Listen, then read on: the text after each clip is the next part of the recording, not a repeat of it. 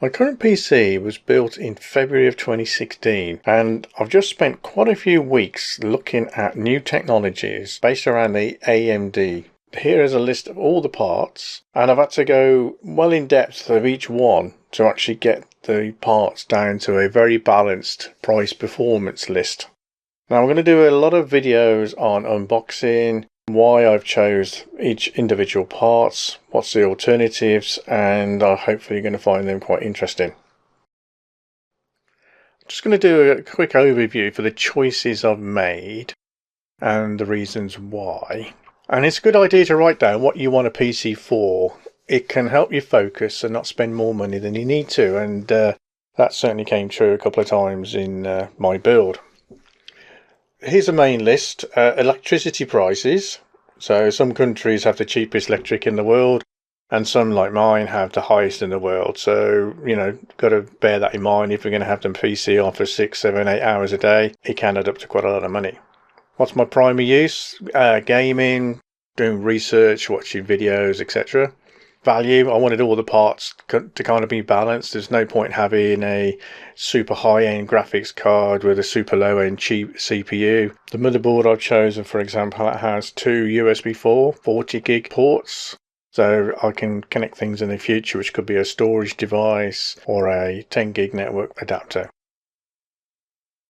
Also, the motherboard has a PCIe slot which has 4 lanes, which allows me to connect other devices to it, like a 10 gig network card, or even a container which allows me to put 4 extra NVMe disks in it.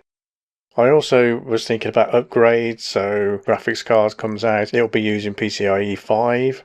I also wanted to do some virtualization, to do some software testing for NASs, so I'm not so sure what type of NAS to buy.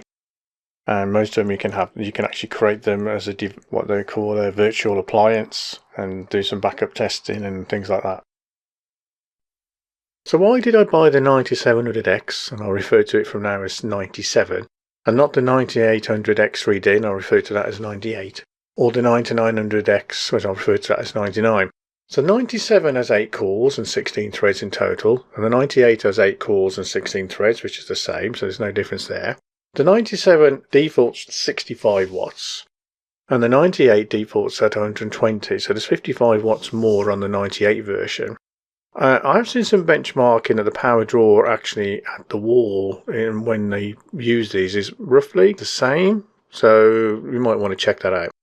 The 97 has 32 megabytes of level 3 cache, which is quite important to games. And the 98 has 96, so obviously 64 meg more cache is where it tends to get most of its performance from. The 97 is £300 and the 98 is £400, it's 50% more. So the performance gains vary between these two processors, and it's worth checking before you decide either way. Some games it's quite a bit, it could be up to 20-25%, and some games it's like just a few frames. 1080p seems to be where the biggest gains are, and if you're playing at 1440 or 4K, the differences aren't that great. So you have to think to yourself, is the 97 FPS rates more than enough for you? It's alright looking at these scores and go, oh yeah, that's 240 and that's 280, but do you need those kind of frames? If on a particular game you see the performance benchmarks and you think, oh, I really do need that benchmark, and then you have to think to yourself, well, is the extra cost worth it? For me, after benchmarking to see the big numbers, I fixed the max FPS to 60. That's more than enough for me and what the games I tend to play, and everything runs cool and quiet. The 9900X, because I actually wanted more, as many lanes, cores as possible. For a long time I thought that was worth having, because the current version of processor I've got's only got 4 and it kind of limited me, so I wanted as many as I could possibly get, and I was just about to actually buy it. I mean, we're actually talking, I couldn't sleep at night and I actually woke up.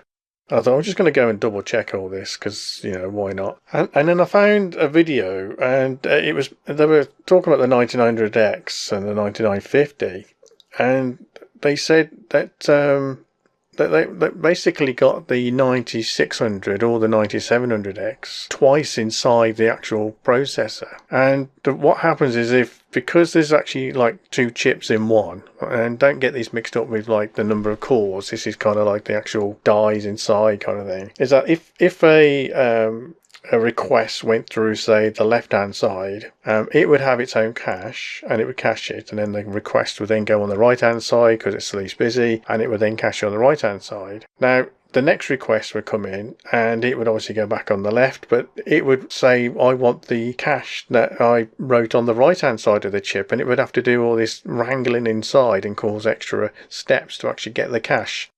And this only really affects games. So when you play a game, which I've said is my primary use, I think it's the Windows, drivers, the CPU, all sorts of things, actually forces all the connections for the game only, so you can do other things at the same time on the other core.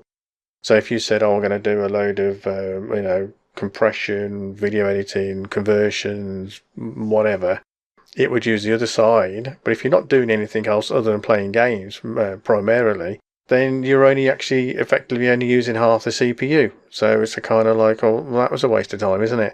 So it's all these little things that you really need to double check what you're buying and why.